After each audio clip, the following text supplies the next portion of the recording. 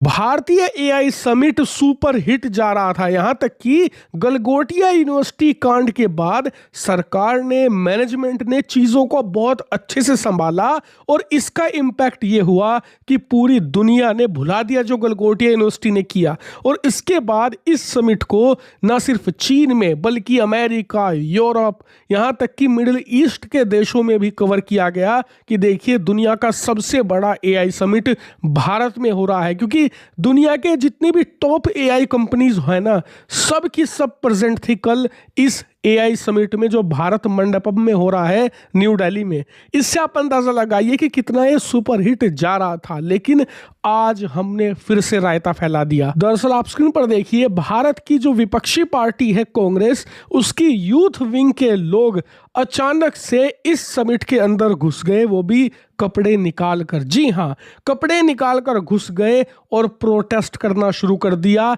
तमाम international VIPs के सामने। जी हाँ, वहीं पर जहां अमेरिका, यूरोप, तमाम देशों की एआई कंपनी की टॉप लीडरशिप मौजूद थी ना, जो सब ये डिसीजन ले रहे थे कि भारत में एआई को लेकर कितना शानदार काम हो रहा है, हम इसमें कैसे कंट्रीब्यूट कर सकते हैं, सरकार जो हमें इंसेंटिव दे रही है इसका कैसे फायदा उठा सकते हैं, वहां पर ये लोग घुस गए शर्टलेस होकर, कपड़े निकालकर, और नारेबाजी भी करने लगे, जिससे कि पूरा इवेंट डिस्टर्ब हो गया और लोगों का ध्यान यहां चला गया। जी हाँ, और हैरानी की बात तो ये थी कि जो लोग इस इवेंट को अटेंड करने आए थे, भारत के जो स्टूडेंट्स थे, भारत की जो एआई कंपनी के प्रतिनिधि थे, उन्होंने भी समझाने की कोशिश करी कि यार ये काम मत करो, हमारे देश की प्रतिष्ठा का सवाल है, ये काम सड़क पर कर लो जाकर, या जो जंतर मंतर है वहां जाकर कर लो, भारत में इतने पार्क है वहां जाकर कर लो, ये ठीक जगह नहीं है, यहां पर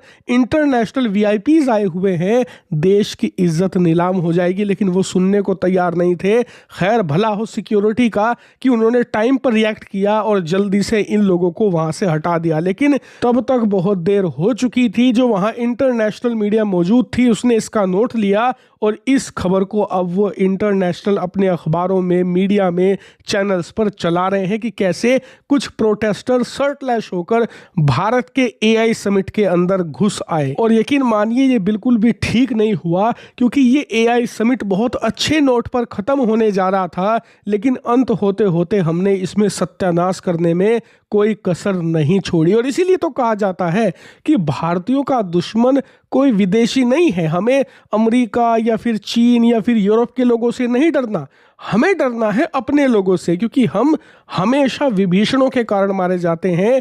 जिन लोगों ने ये काम किया यकीनन बहुत ज़्यादा गलत काम था। आप खुद स्क्रीन पर देखिए, जो लोग सरकार विरोधी भी है ना, वो भी इसकी आलोचना कर रहे हैं कि चलो विरोध प्रदर्शन एक बात है, लेकिन इतने बड़े इवेंट पर जहां राष्ट्र की प्रतिष्ठा दांव पर लगी है, और अब से 2 दिन पहले हमारी ही यूनिवर्सिटी कांड करके गई है, जहां हम चीज़ों को संभालने की कोशिश कर रहे थे, उस कांड से उबर रहे थे, हमने वहां पर एक और रायता फैला दिया। और यकीन मानिए ये घटनाएं देखकर ही डर लगता है कि भविष्य में भारत के अंदर बहुत बड़े बड़े इवेंट्स होने हैं, चाहे वो कॉमनवेल्थ गेम हो, भविष्य में हम ओलंपिक्स भी आयोजित करना चाहते हैं, फीफा वर्ल्ड कप भी आयोजित करना चाहते हैं, लेकिन क्या हम उस लेवल की चीज़ों को मैनेज कर पाएंगे? क्योंकि जब हम इन इवेंट के अंदर ही ये कांड होने से नहीं रोक पा रहे, तो बड़े बड़े इवेंट्स के अंदर हमारी क्या तैयारी होगी? इस पर मंथन करने की जरूरत है। और अपना जो इवेंट मैनेजमेंट है ना, यकीन मानिए